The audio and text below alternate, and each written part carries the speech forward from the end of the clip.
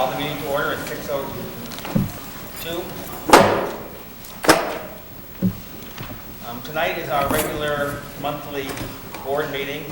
Tonight's meeting is not a budget workshop. We have no budget items on the agenda for tonight.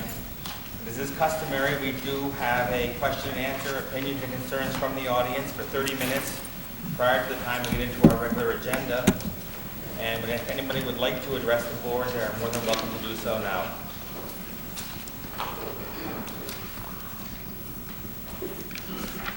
My name is Patty Oliver Mosley. You just said a question and answer period. Would I be able to make a statement? Yeah, take the questions, opinions, concerns, anything you want to say to address the board. Okay, thank you. I've been teaching elementary physical education here since 1981 and have enjoyed the challenge and commitment that I've found in education.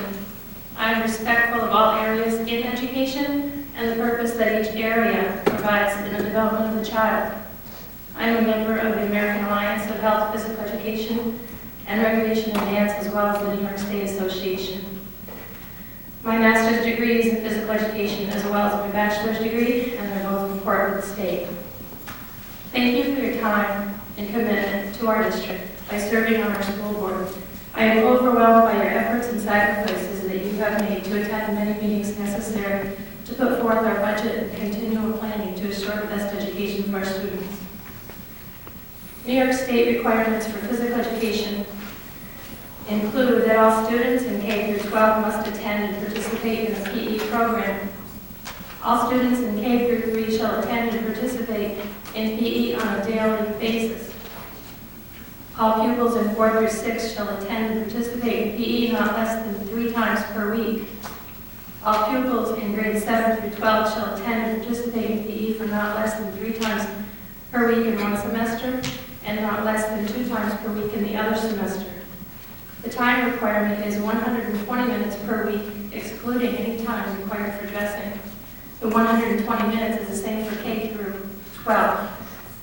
Right now, the elementary school K through 3 does not attend on a daily basis, and 4 through 5, as far as I know, so I don't have 6th grade anymore, they only attend twice per week. So all students in K through 5 attend 2 times per week, not 3 or daily, as in the case stated by the Commissioner's regulations. The only area where we are in compliance from what I can see is 7 through 12. Our district has begun the task of alignment in the PE curriculum. I am the facilitator working with Diane Morale and Spencer Grace. We've been working under the supervision of Kevin Mulligan, and we are in contact with Josie Gilwood regarding any questions and concerns that we have. The members of our department have become excited at the prospect of offering more to our students.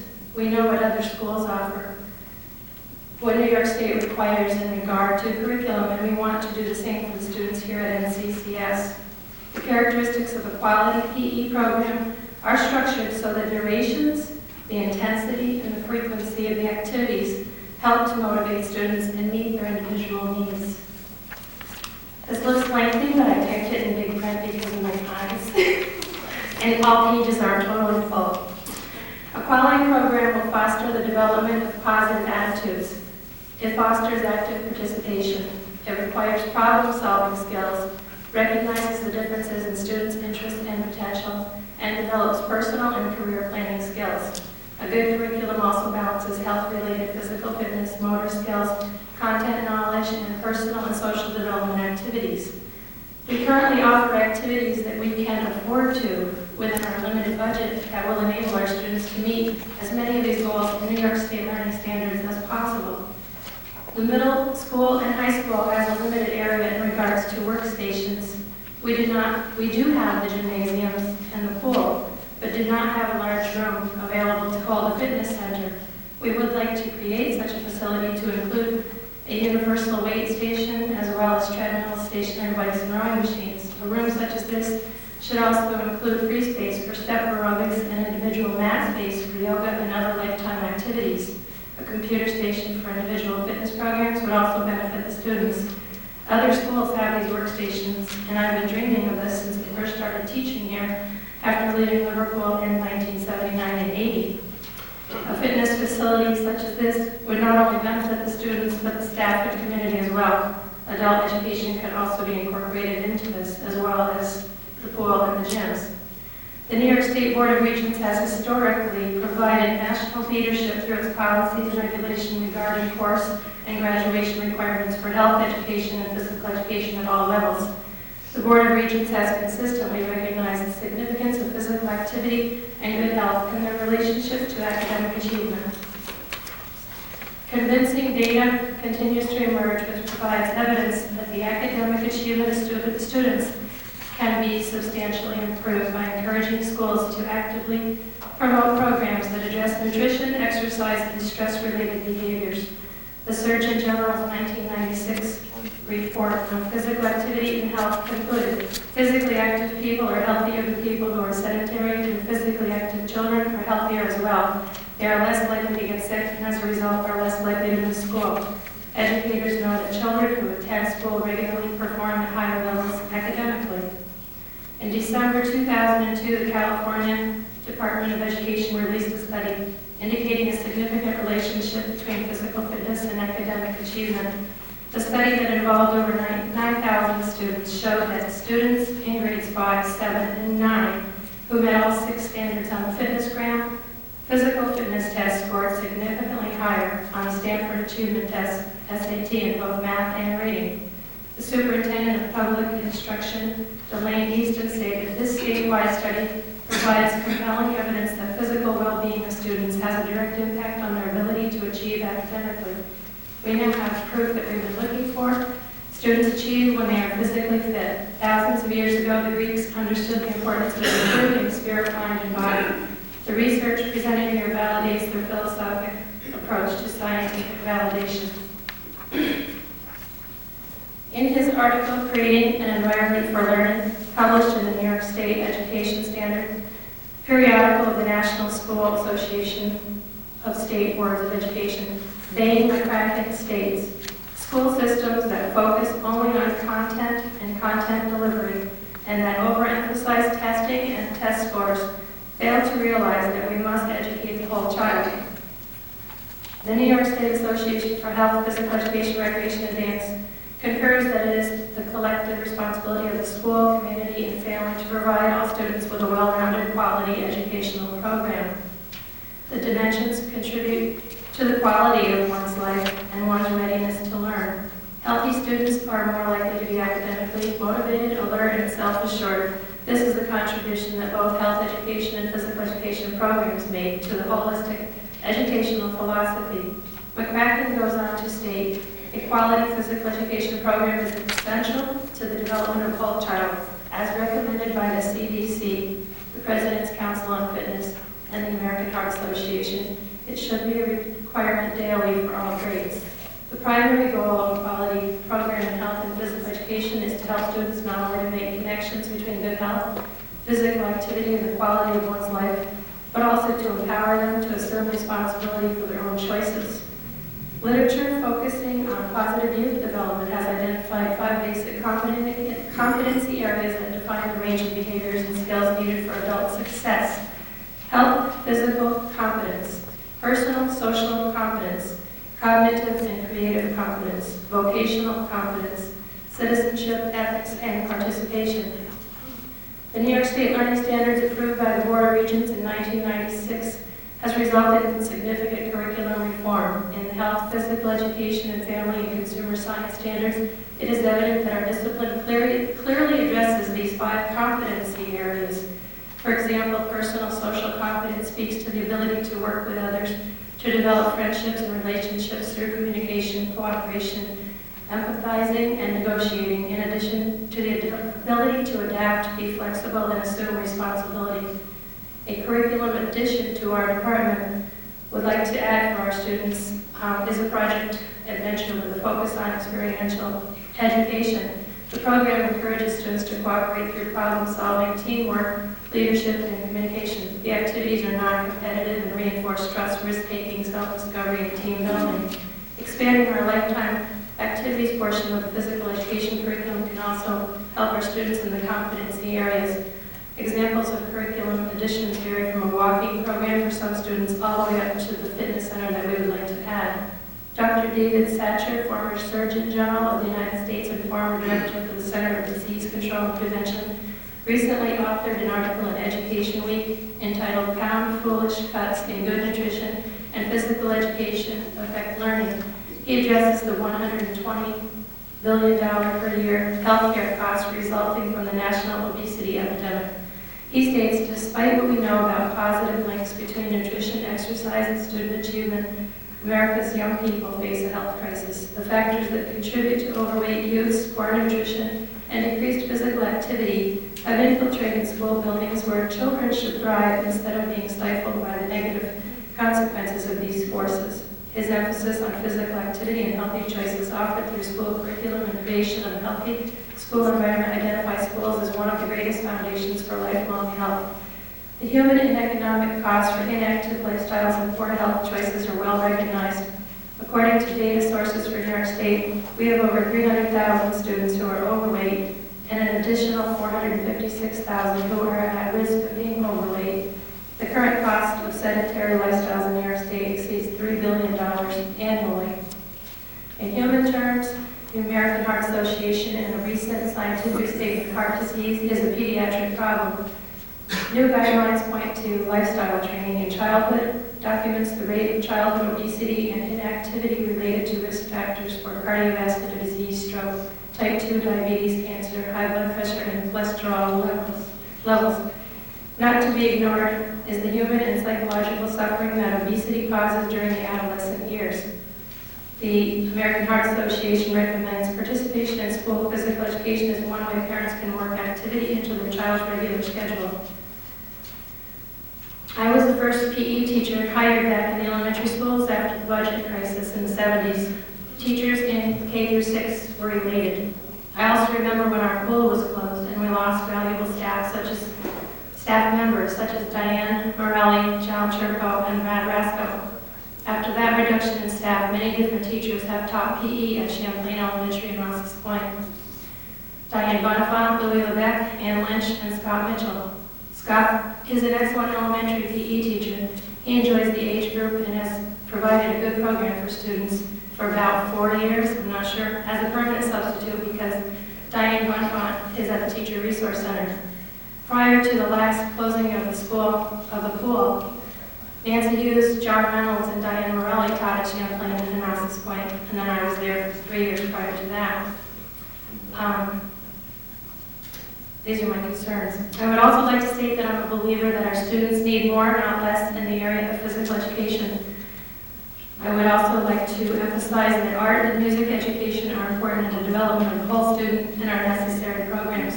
Kindergarten funding from the state is essential, and they are making a mistake to take away from it.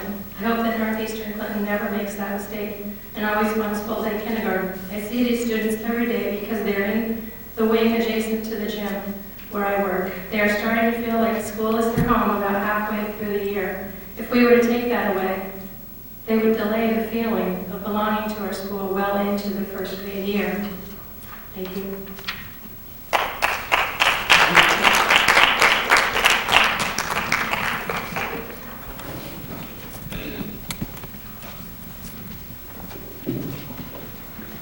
Hi, Josie Gilroy, and I'm not going to, I am a Gazette teacher as well, but Patty did an excellent job explaining all that, and I'm not going to expand on that. I'm here tonight as the athletic director. I hate to admit this, but it's been 30 years ago this year that I graduated here at Northeastern Clinton, and only in my junior and senior year did we have athletics for girls, and we've come an awful long way since then. I do remember my senior year playing 6 field hockey games, 10 basketball games, 1 volleyball play day, 2 tennis matches, and 1 softball game. And I can remember beating Beacontown 2-1, scoring one of the 2 goals, and Mary O'Gay scored the other one. It was the first time that our coaches told us it was the first time that Beacontown had lost in field hockey in 7 or 8 years. I can remember scoring 100 points in basketball. I can remember playing against Kathy Phillips, who is now the athletic director at Peru, and playing against Bobby Rock, who's an official here in this area. And I can remember here in McManus coming out in the parking lot while they were building this building right here, showing us strategies in tennis because we were going to go down and play tennis against Shazy the next day. I can remember all of that 30 years ago. I can't tell you what I did last week. That's part of getting old, I guess, but it's true. I do remember all that, and I remember it because I'm very passionate about athletics. And I know that it's not everybody's cup of tea, but I am very passionate as both a player and a fan. I come to many of the activities here. I try to attend as many as I can. I've been to modified games, JV games, bowling matches. You name it, I've been there. I started a women's basketball group this year. We played every Monday night. We weren't enjoyable to watch, but we had a great time. But I am very passionate about athletics, and I'm simply asking as athletic director for a reasonable chance to compete. If we cut $75,000 or more from the athletic budget of $158,000, we would eliminate over 50% of our participation, the number of students participating. We would eliminate our building blocks and the quality behind our program. There are several schools that have cut modified team basketball, and they have pared down in their materials and supplies, but we would be the only one that would be eliminating modified and JV athletics. I have tightened up on athletes, getting to school late, and it's been much better, I believe, and they are not allowed to practice if they're late to school. Academics have improved. There are less students failing off. The list used to be 20, 30 people long every time we did an academic check, and they've come way down in numbers now. And athletics obviously gives kids something to look forward to, something to get up for in the morning, and in some cases it keeps people out of trouble. If over 50% of the 573 people that were participating this year are on the streets after school instead of here participating, it's possible there could be more trouble. They get into trouble when they don't have things to do. If there's any way that we can get some money back for athletics so that we can remain at least competitive, that's all I ask. I know you have a difficult job and you'll do the best you can. We fought hard to get where we are. It's taken many years to get modified JV and varsity teams in all the sports we have, and we've come a long ways, and I simply would like the chance to keep it that way. Thank you.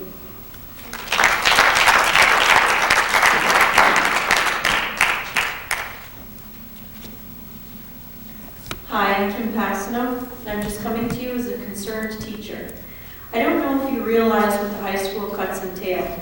You've heard 2/5 business, 1/5 math, 1/5 French, 1/5 art, and so on. But do you realize that yes, these cuts are to classes that are not mandated, but they're also cuts to our advanced students and only to our advanced students? Our school's mission is to enhance every student's potential to succeed in our ever-changing society. If you proceed to make the cuts that are expected, you'd also better change our mission statement to our school's mission is to enhance the students who have difficulties or are average potential to succeed in our ever-changing society. The cut that comes from 1/5 in math is from cutting Calculus 2.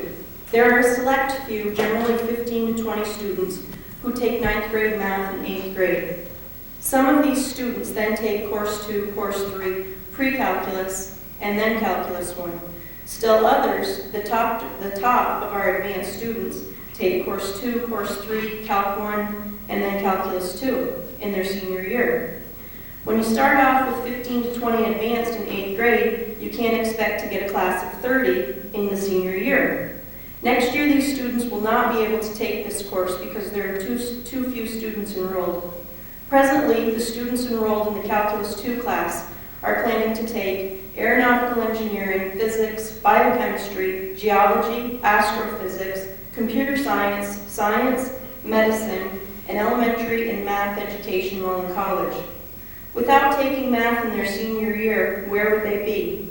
How will they be able to compete when they get into college when they have been 1 year without math?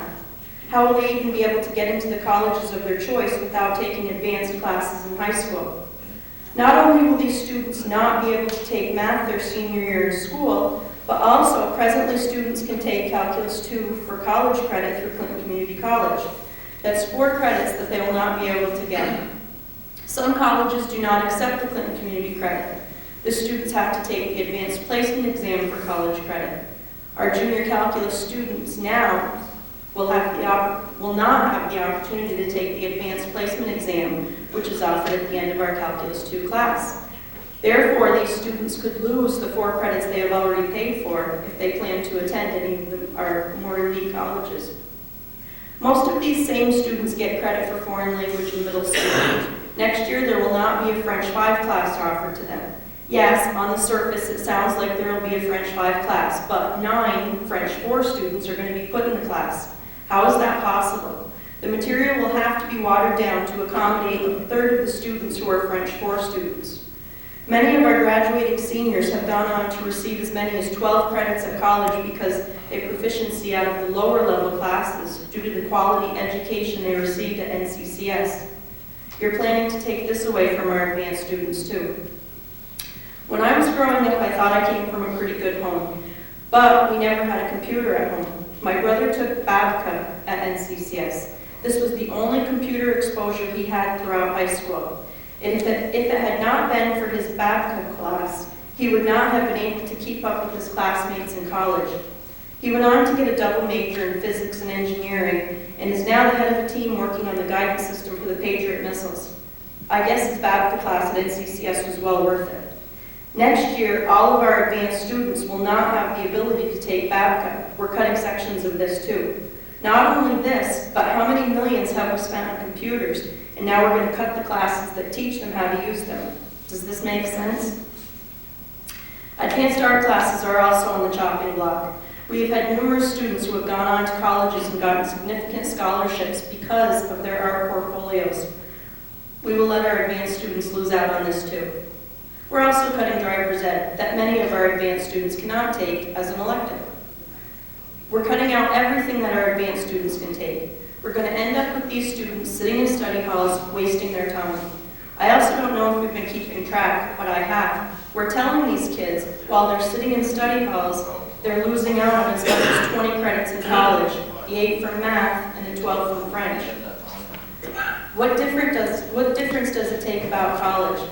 As I have said before, they won't be able to compete with other high school seniors anyway. Many other schools offer many advanced placement courses. We're cutting ours. We're cutting our sports program too. This would give those advanced students one more edge over other seniors, but we're taking that away too. Another topic that I think you should know about, I've heard that there's a petition to not support any budget that has any cuts. So say the budget doesn't pass. Is it because the percent is too high? Or is it because there are too many cuts?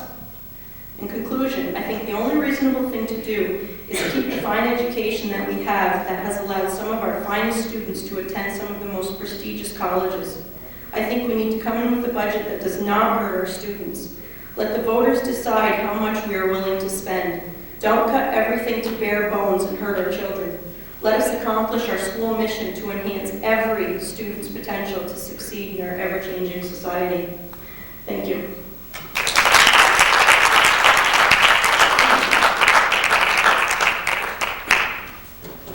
My name is Jim Top. Most people here know me. I'm part of the our country youth hockey organization. Been an educator in the district and early worked for Head Start in Clinton County. I've also been very fortunate that I got to spend a little time on that board and have sat through what you're going through now with this budget process. And I didn't really rehearse anything to come and speak tonight, though I actually had a great speech on the way this morning doing paperwork for my son, so I haven't written that down, I've been all set, but I didn't do that. I came here and listened to some great stuff from some people, and I really like what this young lady had to say about enhancement of our education. I think it's so important for our mission statement here in Northeastern. I'm a graduate here. Though I wasn't a great student, I stuck through high school because of sports and some of the other activities that I was involved in. Like Mom and UN. I have three kids now, and 2 of those are in school here at Northeastern, and 1 on their way next year to kindergarten. My 2 teenage boys are involved in sports. They're in the advanced math programs. One is looking forward to going into Model UN next year. The other one can't wait for modified sports to be part of this school district's teams. He plays sports in the county, but it's not the same thing. There's some community pride that goes along with being part of this organization. Part of this community school. And I guess what I would most like to say to the board tonight, and again, because I sat there in that position, know how you wrestle with those numbers and that percentage of, we can't put a percentage out that's this, and if we do this, it's not going to pass. Double-digit figures, percentages, we just can't. And I'm here to say I think you can. I really think it's time for the board to take a hard look at that and say, we're going to take a shot at it. I know you have 2 good chances to pass the budget. If it doesn't pass the first time, then you can come back and make the cuts you need to make. And I know if it doesn't pass the second time, it goes to contingency. But I think over the years, the idea has been that we need to work on that first budget so the taxpayers pass it right away. And if we don't, then we're going to make more cuts later on. I think we're working with a different group of people today. I think our society sees a need for education. It sees a need for programs for our kids. And I think we're willing to pay a little more money to do that. We all understand about Governor Pataki and the cuts he's made. We know that Northeastern Clinton is going to see a 6% reduction in their budget this year. I also know that among all of the districts in Clinton County, Northeastern isn't the one that's hit the worst. And some of those other districts aren't talking about some of the major cuts that we're seeing. I hear some of them talking about taking a chance on trying to pass the budget at 12 and 13%. I would encourage this board to take a hard look at that and maybe take a shot at it. I think we work with a different public today.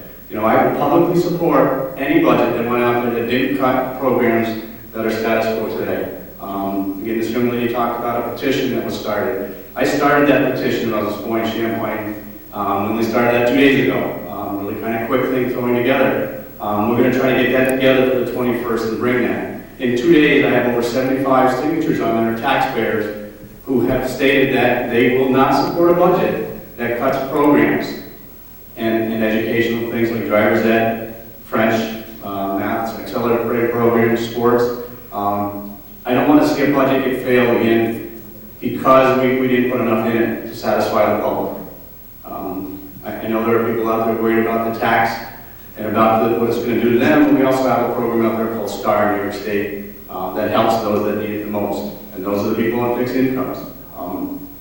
And I may be wrong in that. I hear some comments, and I have a grandmother who's 92, and she is on a very fixed income, and her enhanced STAR program enables her to only pay 97 cents for a house that's worth about $60,000 of appraised value. I know that she can afford to double that, and I'm not saying that we need to do that to our public, but I think we're not looking realistically when we focus on percentages and not on what's real. So I would encourage the board again to look at putting out a status quo budget that doesn't cut programs, that looks at operating expenses that need be, and administrative costs that need be, but let the public decide about the programs at this time. Give us a shot. If it doesn't work, we can always come back to the drawing board. Thank you.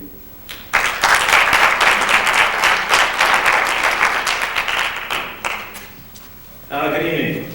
My name is Doug Aguilar, and I believe that the board members should have a letter from me in their packets tonight. And I know this is not a popular subject to bring up or anything like this, but this is regarding reinstating funding for a drama program in the school. 3 years ago, the board members who were sitting there cut the funding for school musical. So far, it has not, there's been no talk of putting that money back in. Recently, last Wednesday, I took a group of students to Plattsburgh Stage, 75 students, to see a production at the college. For many of those people, it's the first time they have actually seen a live stage production. We have a number of students every year who keep asking, are we going to do a musical? Are we going to do a musical? The musical is a very good public relations program for the school. We've done over 15 musicals, with the exception of one, which we had problems with weather and a number of other things. We have always managed to make a very good profit on these, although we do need the assistance from the school for the total package. We deal with anywhere from 40 to 80 students in a given year who are either on the stage, who are working on sets, working behind the stage. This has been a credit-bearing program for over 15 years, where the students, if they are involved in the musical, are able to earn a quarter credit for that work. It's a learning experience as well as a fun thing. That this is something, we have a lot of equipment in the school which was put into place because of the musical program, the drama program. Right now it's just sitting going to waste for the most part. I know that it's not a large sum of money, it's about a 1/12 of what even a reduced physical sports program would cost. There are a lot of students in the school who cannot participate in sports or are not interested in sports, but have been interested in getting involved in theater and drama, and we've had some marvelous success stories, both in students who have developed a strong sense of self-esteem and students who have gone on to college, who have gone on to musical programs, theater programs.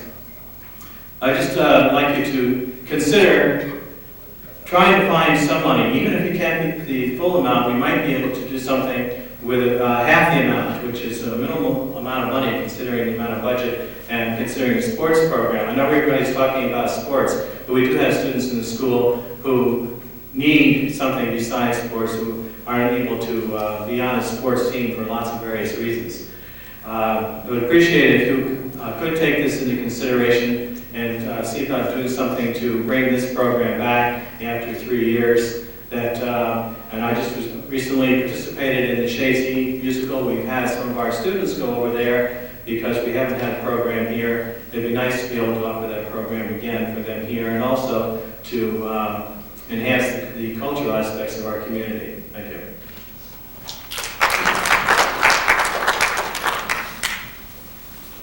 Hi, I'm Sandy Pieper, and this evening I brought 2 of my children with me, or you can take them home with you if you like. But anyways, the reason for this is I know we're talking, and you've done a lot of work on this budget, and after the last meeting, I was very, very upset to think that you might put up a single-digit budget.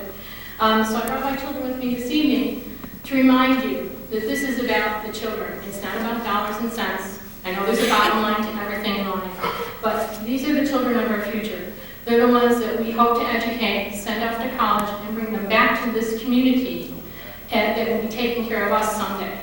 So I implore you to look again at this budget and go for the double-digit increase, because I think you'll be surprised.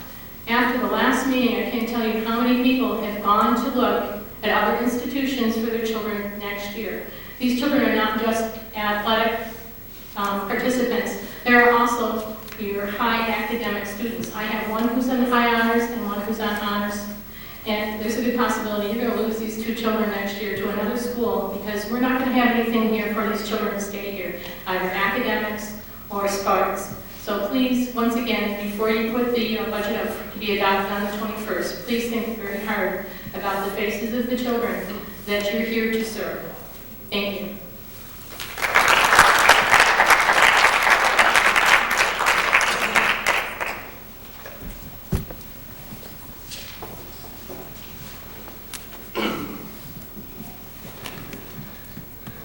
Hello, my name is Michael Valley. I've been coming to most of the meetings for the budget and stuff, and I've said pretty much what I had to say. One of the things that I really am adamant about is we have to look at ourselves, reassess ourselves, and look at change. There's things that we have to do to make this system better at NCCS. I'm not from NCCS, I'm from Shazy originally, and I see so many things here. I mean, like Mrs. Penfield said, double-digit tax increases for the last 3. Next year is going to be worse. So that's going to be 4 years in a row. That's an indicator something's wrong. Our school education level is not to state level. So we're not where we're supposed to be. That's 2 indicators saying we got a problem here. So we should look at something, and look at the whole system and see what's wrong with it. Because there's a problem somewhere. My wife works for the ARC, and she came home with a book. She had training one thing, and it was about change. And they had a book, real simple thing. I read it at work. It's about an hour long. And the title of it is "Who Moved the Cheese?" And it's about 2 mice and 2 little people. And it makes you, after you read it, it's only about an hour long. It takes you about an hour to read it. It makes you look at yourself and see how crazy we are sometimes at some of the things we do, some of the things we don't do, and how we operate. And the biggest thing about it is change.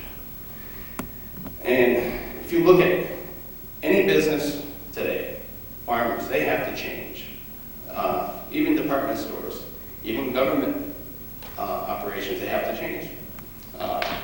So we're no different. We have to change. We just can't stay in the same rut we are in. We have to change. And I mean, that means looking at everything. And that's the biggest thing I've got to say. And I have one question. I hadn't said nothing about this before. I talked to Mr. Grandry about it. It was at the first meeting, and he said you guys were looking into it. It's about liability insurance. I know I mentioned it last year. I was just wondering where the status of that is.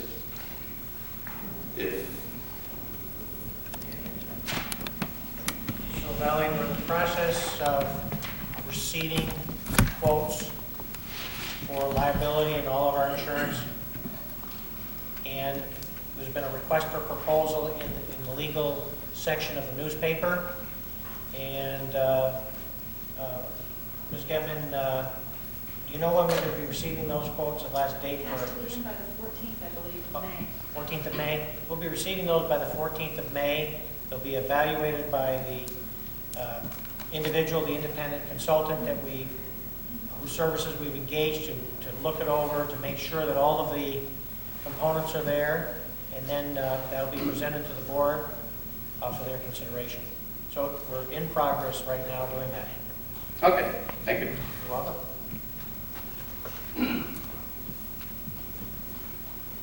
Okay, now with the regular portion of the meeting. Is there a motion to accept the previous minutes from our special meeting of March 3rd, the special meeting of March 12th, the regular meeting of March 17th, and the special meeting of March 24th that is in our board package? So moved. Second.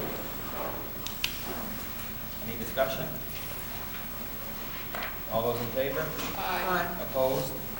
Motion carried. Is there a motion to accept the treasurer's report? The multi-fund for February 03, capital number 2, February and March 03, the federal for February and March 03, the tax certiorari for February and March, the unemployment for February and March, and the senior high toilet project for March as were in our packets. So second. Any discussion? All those in favor? Aye. Opposed? Motion carried. The chair acknowledges receipt of the personnel attendance reports for February of 03.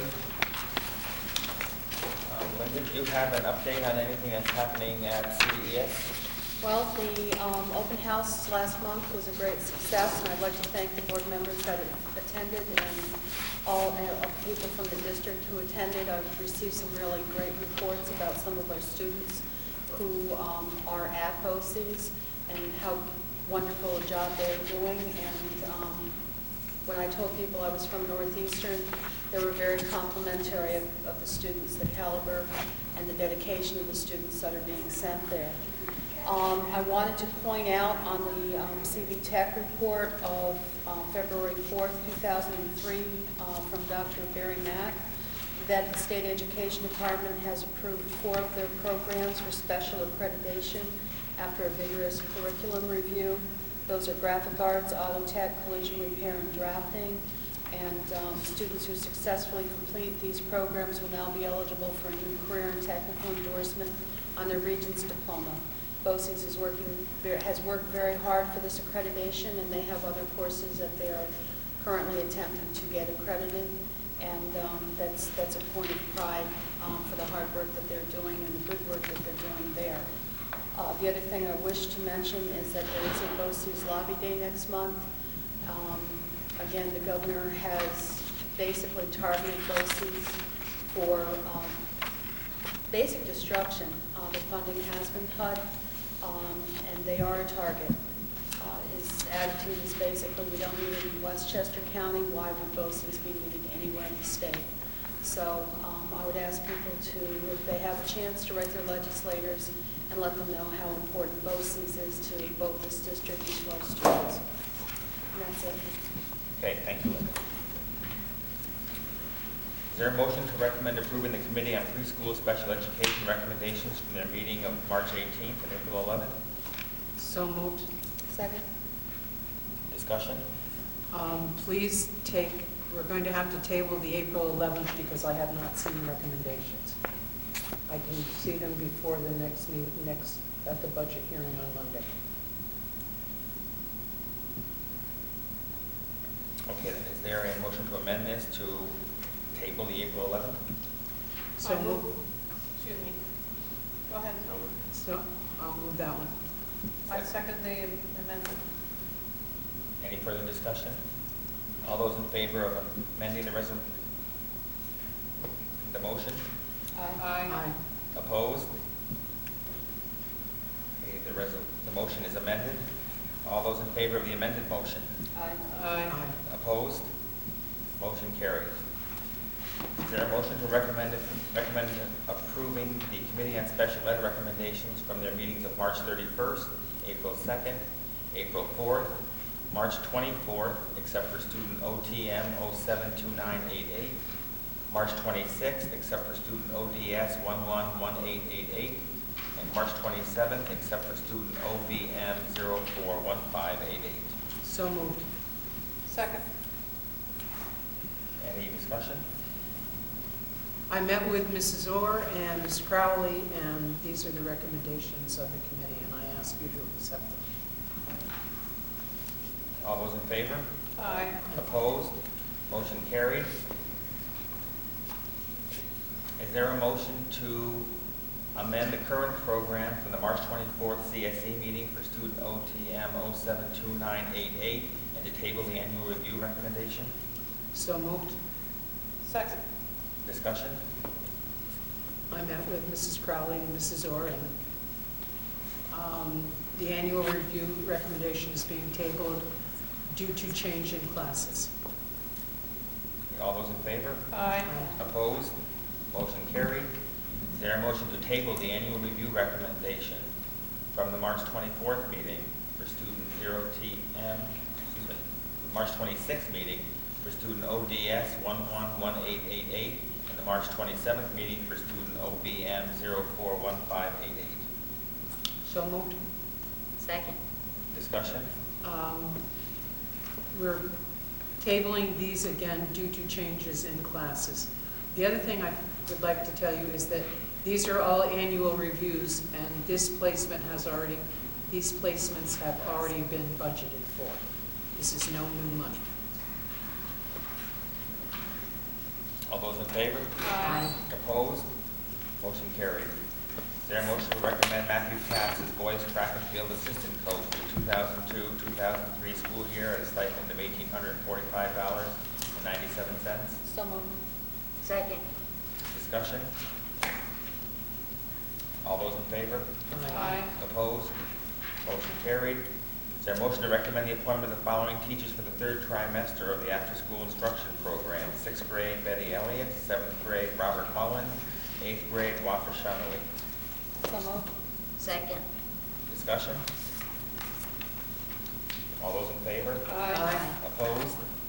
Motion carried. Is there a motion to recommend accepting the resignation of Penny Favreau from the position of Chief Election Inspector for the May 20th budget vote? So moved. Second. Discussion? All those in favor? Aye. Opposed? Motion carried. Is there a motion to recommend the appointment of Sheila Miller as the Chief Election Inspector at Moores Elementary for the 2002-2003 school year? So moved. Second. Discussion? All those in favor? Aye. Opposed? Motion carried. Is there a motion to recommend accepting the resignation of Elizabeth Fuster from her position as typist in the Middle School Guidance Office effective April 18th, 2003? So moved. Second. Okay. Discussion? Turn it off. All those in favor? Aye. Opposed? Motion carried. Is there a motion to recommend accepting the resignation of Hilbert Lapierre from his position as custodian in the Middle Senior High School effective April 11th? So moved. Second. Discussion? All those in favor? Aye. Opposed? Motion carried. Is Is there a motion to recommend accepting the resignation of Michael Moore from his position as school psychologist effective June 30th? So moved. Second. Discussion? All those in favor?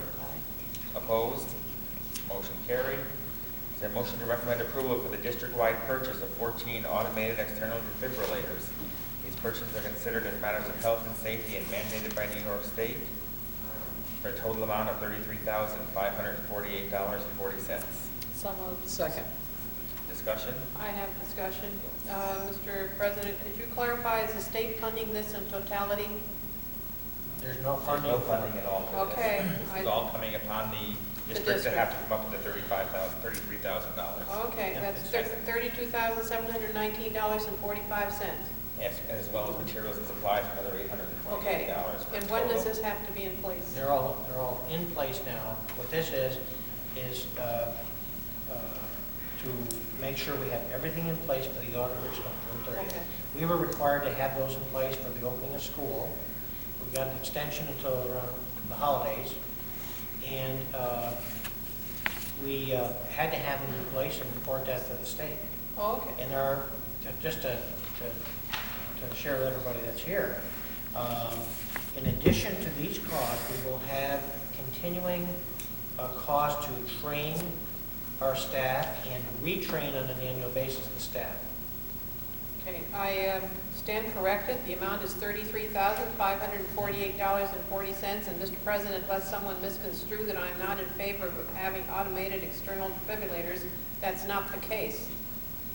My point is that it's $33,548.40 that has been mandated upon the district without aid.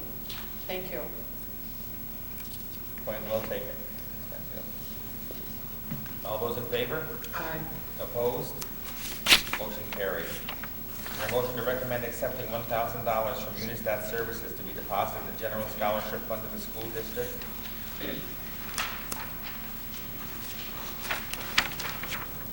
Unistat requests that this contribution be granted in the name of Unistat Services to a deserving graduate of the class of 2003 who is pursuing a course of study at a college or university. So moved. Second. Any discussion? I'd like to very briefly, we received a letter from Unistat Services on March 28th advising us that they were going to give the district $1,000 for a scholarship to a high school graduate with certain conditions, as noted. And this was a total surprise to the district. It's a very pleasant surprise. And just so that everybody's aware of who Unistat Services are. Whenever we do a borrowing or a construction project or reconstruction program of any kind, they are one of two organizations that advise the district on when it's best to make the borrowing at the lowest possible rate. And they guide us through all of the myriad of paperwork and regulations to include the Securities and Exchange Commission and many others. So this was a very nice surprise from them, and one of our graduates will be the recipient of a $1,000 scholarship this year. Okay. All those in favor? Aye. Opposed? Motion carried. Is there a motion to recommend approval to hold an auction at Moore's Elementary School to auction off 22 closed closets and 17 kitchen cabinets, and to have Steve Brody of Bridge Street Auctioneers handle the auction, with proceeds shared evenly between the district and the auctioneer? So moved. Second. Discussion? Just that we've used the services of Steve Brody in the past. It's worked out very well. None of these items are in excellent condition, but they have value, and this will generate some funds that will go into the general fund, if approved. At one point, we had a discussion with the Rouse's Point teachers indicating that they would like similar closed closets that are at Moore's. Has anyone discussed with Rouse's Point whether they're interested in these particular closets, or was this? I think that Mr. Menard has been around to check it out.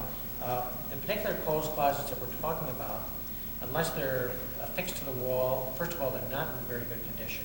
Secondly, unless they're affixed to the wall, there's a potential for them being kind of top-heavy And we have asked many times in the past. I don't think there's any interest in them, but we'll double check that before we even proceed. Please, because I Sure. know there was a comment one time about them liking was at Moore's and wishing they had. Those are But the, it could be I a think those are the new total. lockers that they have that we were able to acquire from Park. Could be, but I don't. But we'll This is long we'll as double they- check that out. they can't be I'm used. glad that you're asking. Thank you. We'll double check that. Obviously, nothing would be put in an auction if we can use it as a district. Okay, all in favor? Aye. Opposed? Motion carried. Is there a motion to recommend amending the minutes at the March 17th board meeting, increasing the general fund budget by $4,450.45 from $19,602,410 to $19,606,860.45 to cover the cost of the modified fee basketball and indoor track? There was an error in the previous reported amount of $2,700.45. So moved. Second. Discussion? Or just briefly, there was a miscommunication in the office. When we asked the question, we thought this total sum was $2,700, but that was for one piece of it. The other part for the modified basketball brought it up to $44.50.45. So we're amending a previous action of the board. All those in favor? Aye. Opposed? Motion carried. Is there a motion to recommend approval of the following three resolutions for the Perkins Act, the response to the executive budget proposal, and the prohibition of imposing additional unfunded health benefit mandate on public school districts and BOCES, as presented to us previously and in the agenda? So moved. Second. Any discussion? Yeah. Just as a matter of information, the Perkins Act is really the crutch of vocational and technical education for schools across the United States. It's referred to as VITEA. And I had the pleasure of testifying on this act when it was first written. I don't recall, it was probably 15 or 20 years ago. But it is also one of the acts that you see that has been proposed to eliminate. And this is the kind of thing that will very heavily affect technical training, such as your BOCES or your shops, industrial arts in your schools, not just here, but across the United States. And I just bring that to as a point of information, Mr. President. I also would like to mention that our Champlain Valley Educational Services has 2 grants currently. One is $99,982. The other is $157,290. The loss of the Perkins Act would devastate funding as far as BOCES is concerned. Once again, we have politicians who claim that they are for education, but what they're doing is basically taking monies and shifting them as they've taken $3 billion out of the Pell Grant program, and we just can't afford this to happen.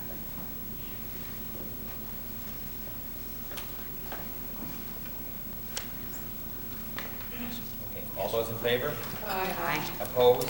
Motion carried. Is there a motion to recommend approval of the following resolution agreement regarding the water district of the town of Champlain? Whereas the town of Champlain wishes to establish water sewer district number 5, which incorporates Partners Incorporated and Champlain National Bank. Whereas in order to effectuate the creation of said district, the school will need to dedicate a portion of a sewer line that they own that goes through Parker Chevrolet property and hooks into the village sewer system.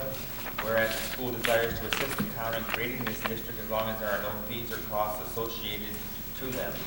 Therefore, for valuable consideration, the parties agree as follows: that the town will not assess NCCS any costs or fees for their sewer flowing through the sewer line that is to be dedicated to the town, that NCCS will continue to remain a customer of the village of Champlain for their sewer needs, and in consideration of the above, NCCS will withdraw their objections to the creation of the water district. So moved. Second. Discussion? Well, I've talked to Jackie Kelleher, the school attorney, and she recommends that everything is in order and that we can go ahead and execute this agreement. Okay, all those in favor? Aye. Opposed? Motion carried. Is there a motion to recommend the following additions to the 2002-2003 substitute list? Non-certified, John Flanzer, Lindsay Rankowski. Teacher A, Diane Herron. Custodial worker, Randy McNeil. So moved. Second. Discussion? All those in favor? Aye. Opposed? Motion carried. Is there a motion to recommend approval of payment for the following certificate to WPS Consulting Engineers for replacement of the heating coils, $95,060. The contract amount completed to date was $81,757. The balance to complete is $9,000, and the certificate is for $34,200. So moved. Second. Discussion? All those in favor? Aye. Opposed? Motion carried. Is there a motion to recommend approval of the payment to National Direct Reprographics in the amount of $113.55 for duplicating, punching, and binding acetate covers and xerographic bond prints pertaining to the replacement of the heating coils in the senior high school? So moved. Seconded. Discussion? In a nutshell, this is paperwork associated with the coil project, and by reading it into your minutes, by approving it, it will be included in the final reports, and it will be eligible for state aid. All those in favor? Aye. Opposed? Motion carried. Is there a motion to recommend amending the January 13th minutes to reflect the correct heating coil project number by changing the last four digits from 1001 to 9006? So moved. Second? Second. Any discussion? That long number is the number that's given to us by the State Education Department Facilities Planning. And when we first called in this emergency project, they issued that number to us. It's an old number that was not being used for the district. Subsequent to that, they issued a different number. So we're asking that it be approved, and we'll modify the number of all reports associated with the coil project and have everything in order for sending in our final reports. All those in favor? Aye. Opposed? Motion carried. So we have a couple of information items. The sixth grade class is currently on their school trip to Williamsburg, Virginia. There were 3 requests for budgetary transfers dated March 4th, March 24th, and April 4th in our board packet. If anybody has any questions on those, they can get in touch with either Mrs. Favreau or Mr. Granbury. We had 2 warrants also in our board packet from April 3rd and March 17th. There's also a letter from the State Education Department approving the request for extension of the middle school for 5 years, effective September of '02. There was a letter from the Council of School Superintendents notifying us of a major rally in Albany on May 3rd in support of education. And that was the one that you referred to earlier. It's the one I referred to earlier. They're hoping for the largest rally for public education that the governor has ever seen. It's May 3rd. People are requested to be there. The slogan is, "If you care, you'll be there." And they are expecting as guest speakers Sam Watterson, who is the current plays Jack McCoy in Law and Order, if anyone knows that, and Bill Cosby has signed on to be a speaker there. It starts at, I believe, 1 or 1:30 in the afternoon. If anyone's interested, if you go to the New York State School Board Association's website, there's information there, or if you can't find it, please give me a call. But they are trying to get as many people there as possible to show that New York believes in public education.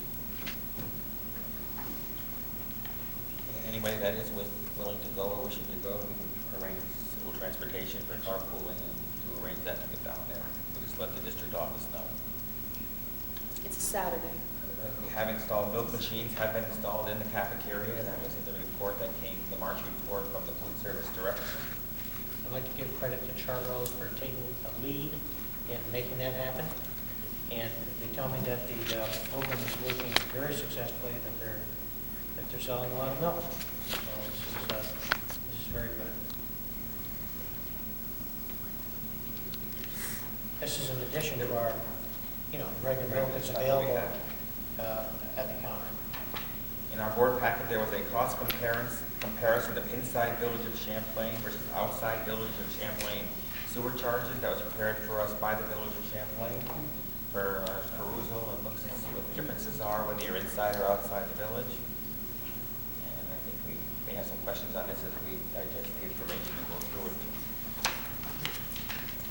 The Clinton County School Board Recognition Banquet will be held on Tuesday, April 29th at the Angel Center Ballroom in Cardinal Lounge. This sponsored by Clinton County School Board and recognizes the top 10% of each graduating class of every school district in Clinton County. I think the 30th is going to be happening at 4th. I think it's the fourth quarter. And so, well worthwhile event. If anybody's interested in going, please let me know by next couple nights.